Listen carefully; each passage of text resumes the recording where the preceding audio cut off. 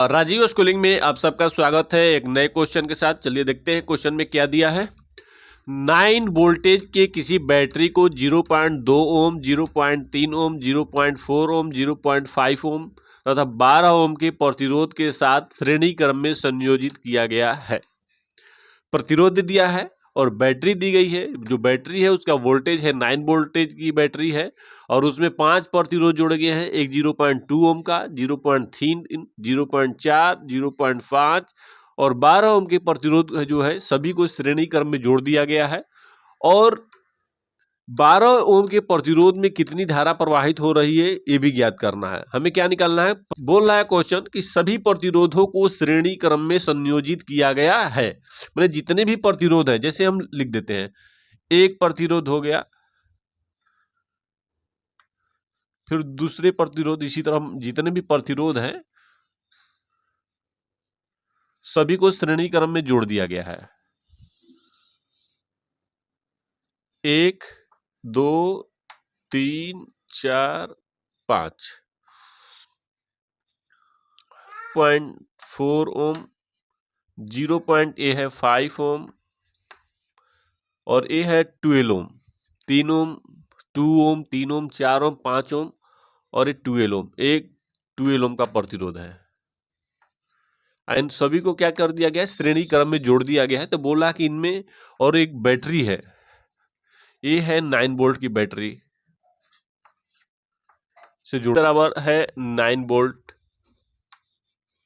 R1 equal दिया है 0.2 ओम, R2 equal दिया है 0.3 ओम, R3 इक्वल दिया है 0.4 ओम और R4 इक्वल दिया है 0.5 ओम। तो इन सभी प्रतिरोधों में प्रवाहित धारा निकाल देंगे, या इन सभी प्रतिरोधों में क्या निकालना है, प्रवाहित धारा निकालना है।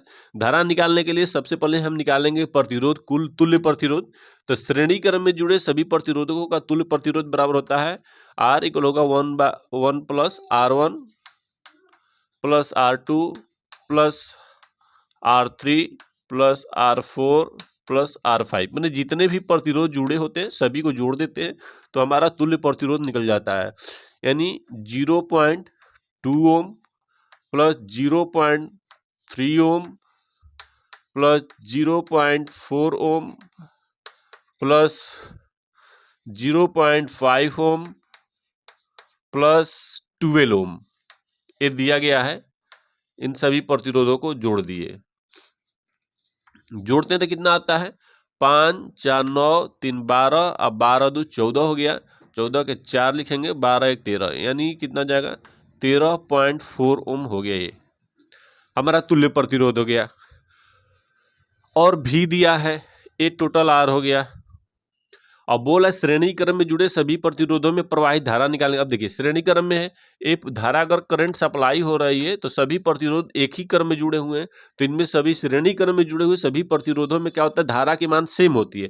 यानी जितना धारा प्रतिरोध R1 में बहेगा उतनी ही प्रतिरोध R2 में, उतनी R3, R4, R5 यानी सभी प्रतिरोधों में समान धारा बहती है। अगर श्रेणी क्रम में जुड़े सभी प्रतिरोधों में क्या होता है, धारा का मान समान होता है। तो R दिया है, V दिया है, तो I पर V बराबर क्या होता है, IR होता है। तो I बराबर क्या हो जाएगा, V अपन में R। तो V का मान दिया है 9 वोल्ट, I को निकालना है 9 अपन में 13.4, पॉइंट हटाएंगे 90 हो जाएगा। अब इसे 2 से डिवाइड कर देंगे तो क्या कितना हो जाएगा, 45 अपन में 6, ये हो जाएगा 7, 45 अपन में 67। अब इसको हम डिवाइड कर देते हैं 45 को 67 से, तो 0 पॉइंट हो जाएगा, पॉइंट इतना आ जाएगा। फिर हम कितने बार में देते हैं, 6 बार में देते हैं। 6 7 42 के 2 और 6 7 36 और 4 40 हो गया। यानी कितना हो जाएगा, 10 में से 2 जाएगा 8, ये हो जाएगा 4, यानी कट जाएगा, यानी 48 हो गया। फिर अगर हम देते हैं 6 बार में तो इतना नहीं आएगा, तो यानी 6 लिख देते हैं। इस 7 बार में चला जाएगा, 7 बार में ले जाएंगे तो E इक्वल हो जाएगा कितना 0.67। धारा है, धारा का मात्रा क्या होता है एम्पियर। ए हो गया, ये हमारा आंसर हो गया। क्या निकालना था 12 ओम के प्रतिरोध में कितनी धारा प्रवाहित होगी, तो 12 ओम के प्रतिरोध में भी 0.67 एम्पियर की धारा प्रवाहित होगी। 2 एम्पियर के प्रतिरोध में 0.2 ओम के प्रतिरोध में भी यही धारा होगी। 0.3 ओम के प्रतिरोध में भी सेम धारा होगी। यानी अगर श्रेणी क्रम में कोई भी प्रतिरोध जुड़ा हो तो सभी में धारा का मान क्या होता है समान ही प्रवाहित होगी। यदि अभी तक आपने इस चैनल को सब्सक्राइब न किया हो तो सब्सक्राइब कर ले, ताकि आपको हर रोज एक नई वीडियो प्राप्त हो।